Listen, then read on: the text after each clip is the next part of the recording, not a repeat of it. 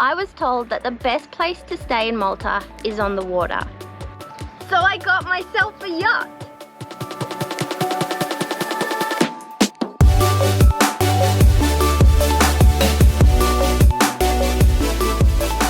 I booked my Malta trip pretty last minute, so there wasn't very many accommodation choices available. And then I was looking on Airbnb and I found this place, and it costs just as much as a one-bedroom apartment does. It's permanently docked at the Grand Harbour Marina in Burgoo. However, I have the chance to hire a skipper for the day at an extra cost. Through here is the main bedroom, and then I've got a bathroom in there and a shower in there. So this is a 50-foot yacht and sleeps 6 people.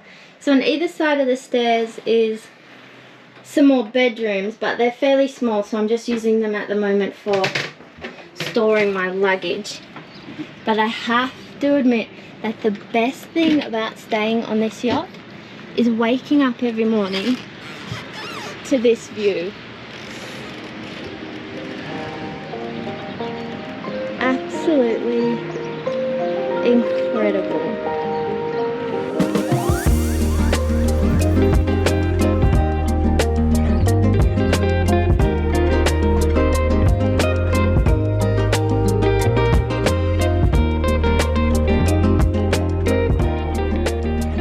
To get from the Grand Harbour Marina across to Valletta is a 5-minute loser ride away, costing just €2.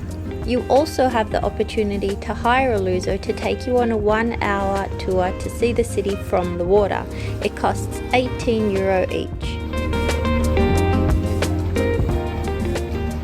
Today I'm discovering the capital of Malta, Valletta, and I'm starting at the Upper Baraka Gardens. This place has the most beautiful views, especially views of the 3 cities. So you've got Burgoo, which is where I'm staying, then you have Senglia and Bormla. These 3 cities are medieval fortified cities that the Knights of the Order of St. John founded in the 16th century. Every day at noon and 4 p.m. these cannons go off, like they have for centuries, when they were used to salute visiting naval vessels. Now it's more of a tourist attraction, but it's done with such pomp and ceremony that it's very impressive to see.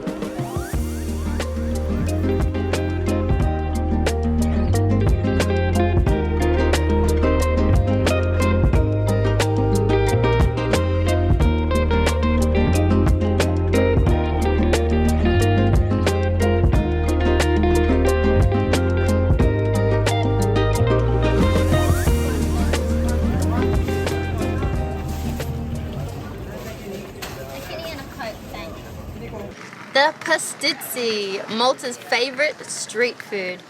Sold everywhere, eaten any time of the day, and you can either get a ricotta filling or a mushy pea filling. I've gone for ricotta.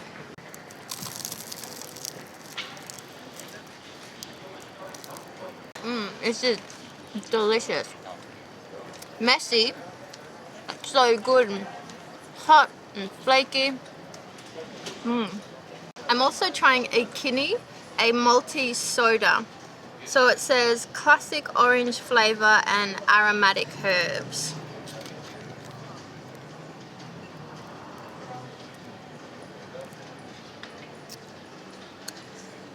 Wow, that's bitter. Ugh. You can actually really taste the herbs. Can't say I'm a fan of this. Sorry, Malta. My next stop is St. John's Co Cathedral. Completed in 1577, the church is one of the finest examples of Baroque architecture in Europe. This is so much more than just a church. This is a work of art. Even if you're not religious, you should still come and see the interior of this place because it is incredibly opulent. There's some beautiful artwork. Everything is gold. It's wow, it's very impressive.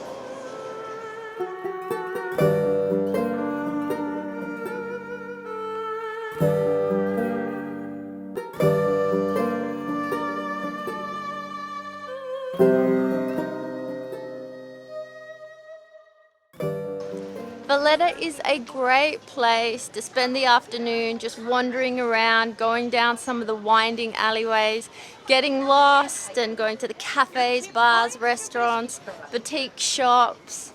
If you want to go a little bit further afield, I can recommend a place called Schliemer. It's only a 10-minute ferry ride and it is really good for shopping, and there's a lot of little good swimming spots dotted along the coast there. A little bit further north is a place called St. Julian's, and that's where all the nightlife is, so that's where a lot of the hostels are too. But I am on my way to pick up my hire car, so I'll see you tomorrow. Good morning. I'm starting today at Masterschlock Markets. It's about a 20-minute drive south of Valletta, and it's open every day, with Sunday being the busiest day, with the addition of a fish market. They sell things like souvenirs, Maltese sweets, nougat, cannoli, honey, as well as some clothes, some jewelry. It's basically aimed towards tourists.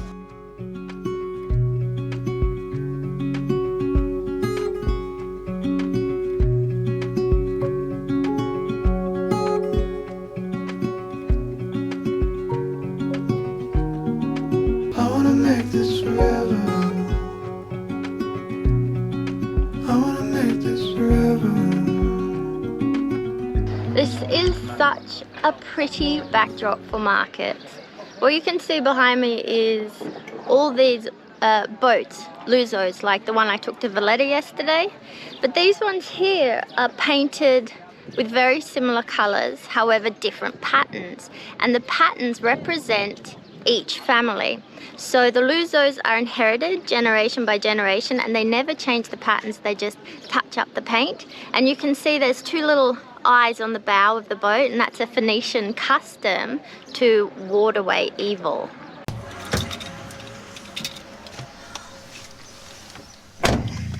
Okay, our next stop is a 4,000-year-old ancient city called Mdina. But first, we have to get there. So this is my hire car, but I haven't actually driven for like a year and a half because I haven't needed to. I've just been traveling so much. So I'm a bit nervous.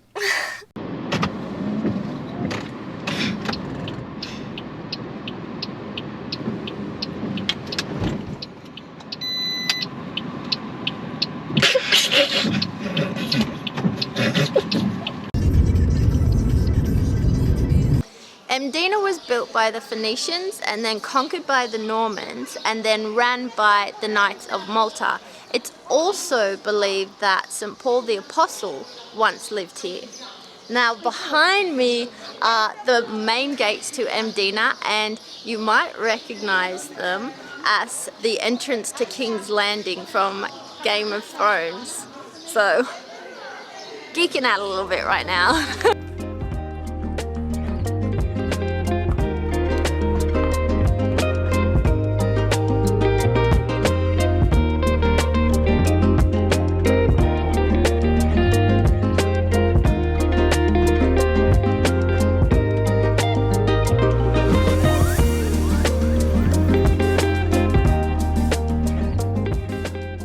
I've come to St. Paul's Cathedral in Archbishop Square, and I just wanted to point out to you the clock towers.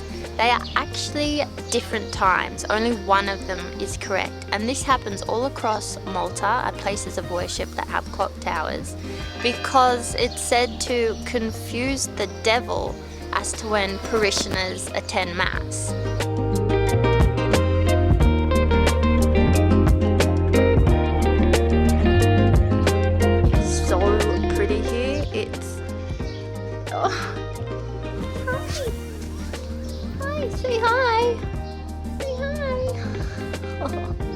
It's impossible to take a bad picture here. Everywhere you turn there's just something so pretty.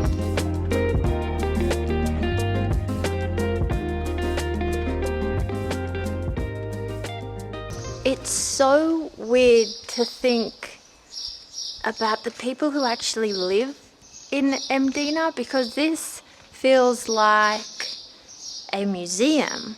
or a movie set. But there's people living here, their normal lives. Inside these unassuming doorways are beautiful homes. They've got their flat screen TVs, their Wi-Fi, their modern technology. The families go about their day just like anyone else. But they're living in history, in thousands of year-old buildings. It just blows my mind. Perched on Mdina's fortified walls is Fontanella Tea Garden, known for their stunning views and delicious cakes. Baby, you can take my word. You haven't gotta hurt no more. Things about to get much better. I wanna make this forever. A 10-minute drive away and I'm now at Malta Rotunda. Yes, it's another church, but Malta has 360 churches and the island is only 112 meters squared, so you're bound to bump into a church or two. But what makes Malta Rotunda so impressive is its domed roof. It has one of the largest freestanding domed roofs in all of Europe. So just to put that into size perspective for you, that's bigger than St. Paul's Church in London. But that's not all that's fascinating with this place. In World War II, Malta was an extremely strategic outpost for the Allies, so it was bombed relentlessly. And on the 9th of April 1942, a German bomb fell onto the Malta Rotunda. Actually, it fell through the dome, and there was 250 people praying inside. But it didn't go off. It just didn't explode. It was an absolute miracle. Some say divine intervention. And what's great about the €5 entrance into the rotunda is it includes entrance into the underground World War II shelter, which is like a rabbit warren of tunnels. And it's just a really fantastic example of how people spent their time underground here in World War II. Welcome to my last day in Malta. Today I am discovering Gozo, one of the 3 islands that make up Malta. I've driven an hour north and hopped on the car ferry.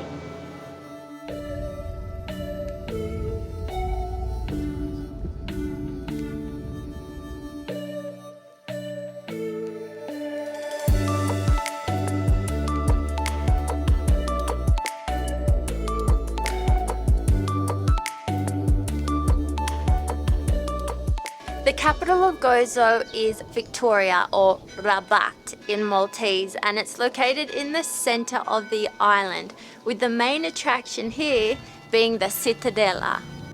Gozo Cittadella is an ancient fortified city that has been occupied since prehistoric times. In the main square stands the Cathedral of Gozo, dedicated to Santa Maria.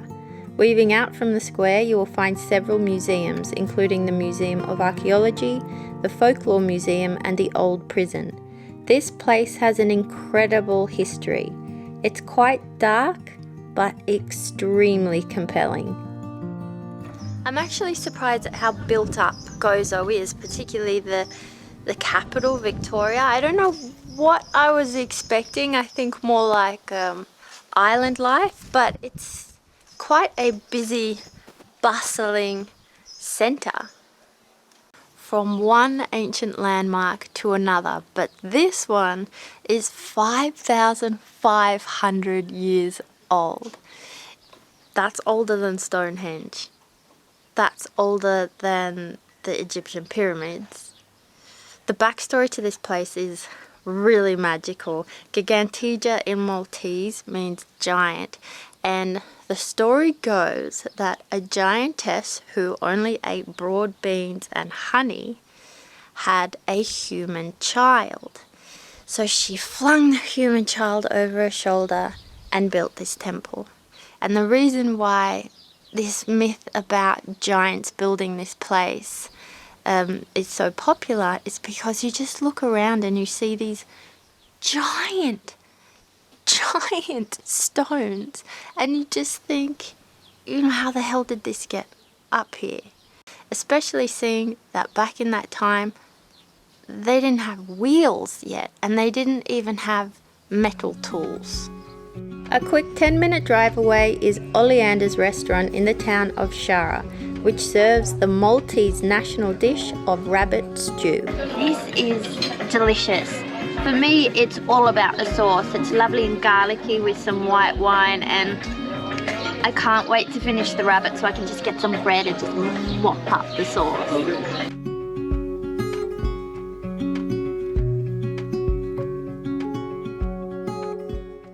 It has turned into a beautiful day. The clouds are gone, the sun is shining. It's still very, very windy, so I decided to come to Dwedra Bay, which is a protected bay, so it's a lot less windy here. So I got into my cozies, I dipped my toe in the water, and then I remembered the Mediterranean Sea is freezing. But that's okay, I can still experience the water without actually going in the water, because here they have €4 Luso tours which take you out the opening over there, and all along the limestone cliffs they show you Fungus Rock, where the now collapsed Azure window is, all of the beautiful limestone cliffs. So I thought, yeah, awesome, that's what I'll do instead. But it's so windy, the sea is way too rough, so there's no tours going today. But I will not let the elements stop me. So I've decided to go up this cliff here, climb all the way up to the top and see what I can see.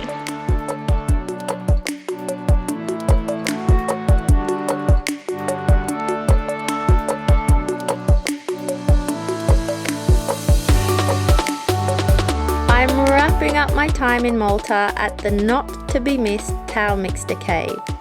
If you enjoyed this vlog, please make sure you leave a like and subscribe to my channel so you don't miss where I'm off to next. I also have a TikTok and Insta account where I share even more travel inspo, so please feel free to check that out too. Link below. See you next time.